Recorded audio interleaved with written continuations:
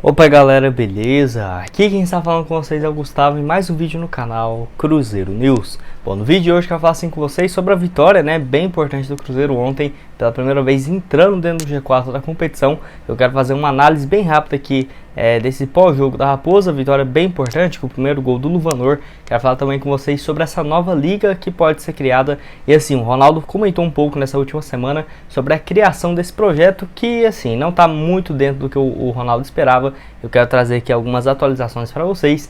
Quero falar também sobre um ponta que foi uma sugestão de um inscrito aqui do canal. Será que poderia ser uma boa opção aí para chegar no meio da temporada aqui para o Cruzeiro, jogador que já teve boas passagens por alguns times aqui do futebol nacional. E também, para terminar, falar sobre o Paulo Pezzolano em uma entrevista que repercutiu bastante nesse pós-jogo, depois da vitória diante do Londrina. Eu quero comentar aqui com vocês nesse vídeo de hoje. Mas só antes de começarmos a vídeo aqui, para deixar seu like, também se inscrever no canal. Estamos quase chegando nessa marca aqui de 33 mil inscritos e 300, então conto com a ajuda de todos vocês. O salve de hoje é para duas pessoas que comentou no vídeo de ontem. O primeiro vai para o Isaías Alves Silva, muito obrigado Isaías, um abraço para você. E o segundo vai para o Luiz Pereira, que foi o único que acertou o resultado da partida, disse que o Cruzeiro ia ganhar de 1 a 0. Muito obrigado aí, Luiz, também para o seu filho, que vai fazer 8 meses hoje, no caso. Valeu demais aí, Luiz, um presentão aí para você. Então, caso você queira aparecer aqui no vídeo de hoje mais tarde, que vai sair às 5h45 aqui no canal, aproveite para deixar aqui embaixo nos comentários o seu nome e de onde você é. Então vamos assim, antes para esse giro de notícias, um recado super importante para vocês, no caso sobre o patrocinador aqui do canal, olha aí. Oi, já pegou o seu bônus no site da BR4Bet? Ainda não? Vai deixar de ganhar dinheiro até quando? Acesse agora mesmo br4bet.com e venha apostar com a gente.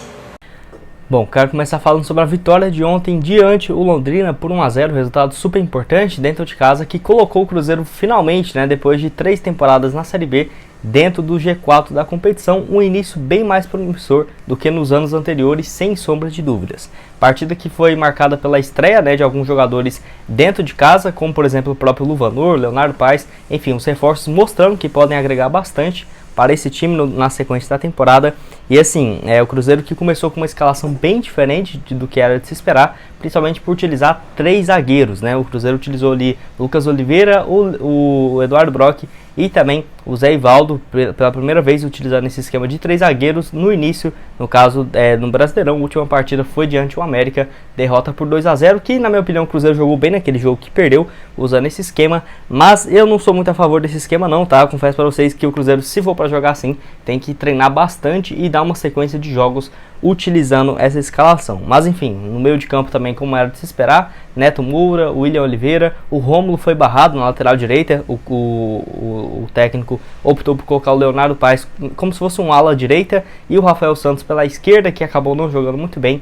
Enfim, o Cruzeiro teve algumas oportunidades de ampliar esse placar na primeira etapa, abriu o placar, acabou não conseguindo, teve algumas oportunidades ali com o Rodolfo, não conseguiu, no caso, caprichar e abrir esse placar, e sem dúvidas o Cruzeiro até levou uma pressão, principalmente no início da segunda etapa. O Londrina com o Adilson Batista estava bem mais colocado para um possível contra-ataque, que ainda bem, o Cruzeiro, mesmo vacilando bastante em alguma saída de jogo, o Londrina não soube aproveitar essas oportunidades. E assim, até no segundo tempo, um crédito para o Paulo Pezzolano, que colocou o Daniel Júnior, que na minha opinião fez uma diferença bem grande, tanto que ele nos primeiros 5 minutos dentro de campo já chutou uma bola na trave.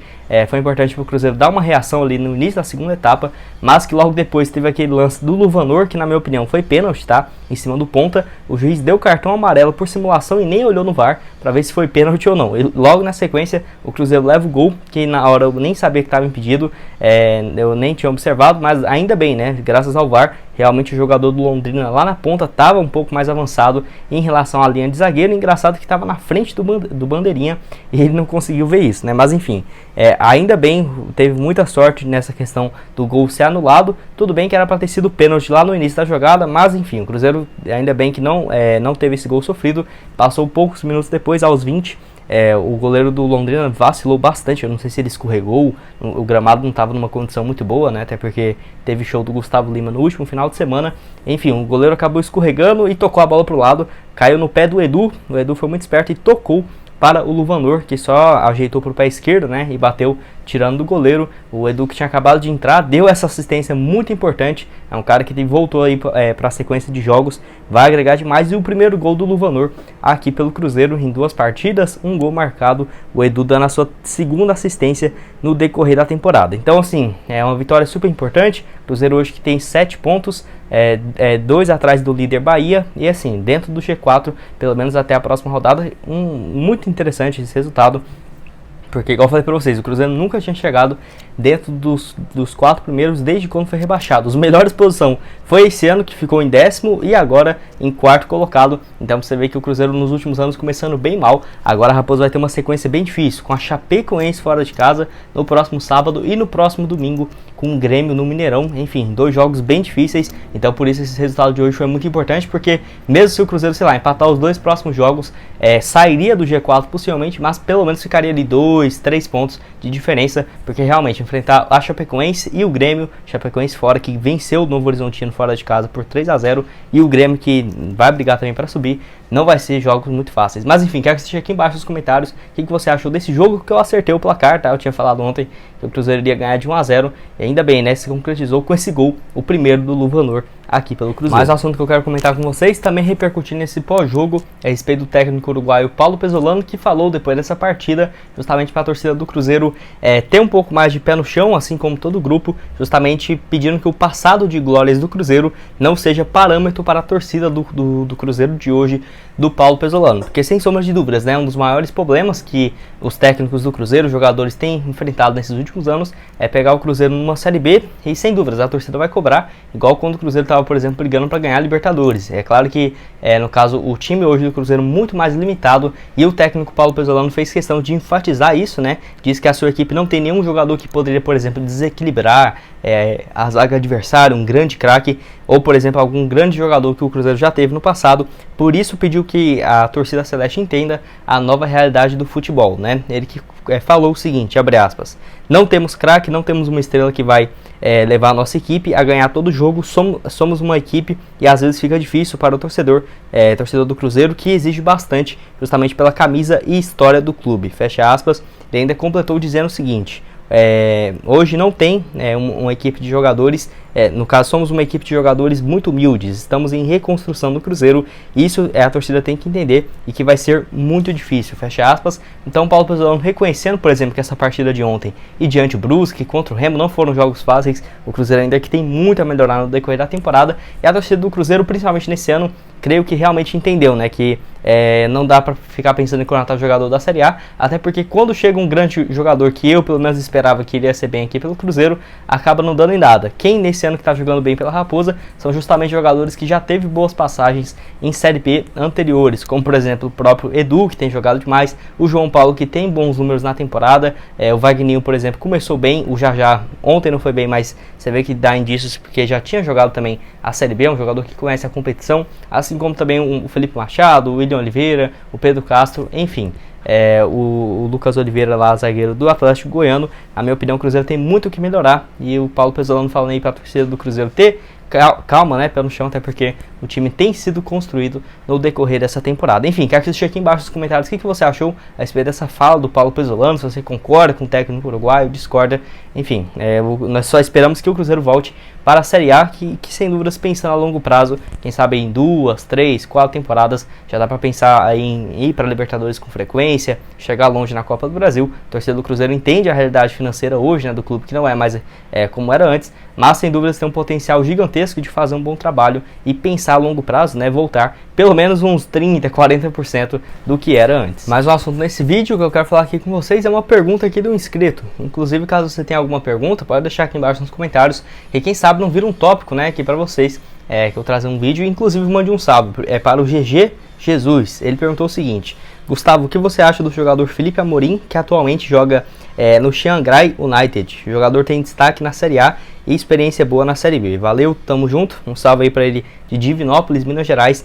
Enfim, o Felipe Amorim, que tinha muito tempo que eu não ouvia falar a respeito dele, é um ponto aí que tem 31 anos de idade, atuou como meia direita, meia esquerda, camisa 7 lá do time na Tailândia, tá? Esse time chamado Chiang Rai United, ele tá lá desde 2019, 2020, vai para o terceiro ano consecutivo e nessa atual temporada tem números bem interessantes, 26 partidas com 6 gols marcados e 2 assistências. O contrato dele, não consegui identificar se vai até o meio desse ano ou até a próxima temporada, mas enfim, um jogador que poderia ser interessante, quem sabe, em fim de contrato. A grande questão é que ele atua numa posição que, na minha opinião, o Cruzeiro está muito bem servido, de ponta, meia direita, meia esquerda, então por isso eu não acharia tão interessante. É um jogador que tem 31 anos de idade e realmente já teve boas passagens por alguns outros times da Série B, como por exemplo pelo Goiás, lá em 2011, ele inclusive chegou a marcar 15 gols naquele ano, que a equipe, no caso Goiana, foi muito bem. Ela jogou também a Série B por vários outros times, igual eu falei para vocês, pelo Goiás também, chegou a jogar na segunda divisão, atuou pelo América em 2017, pelo Figueirense em 2018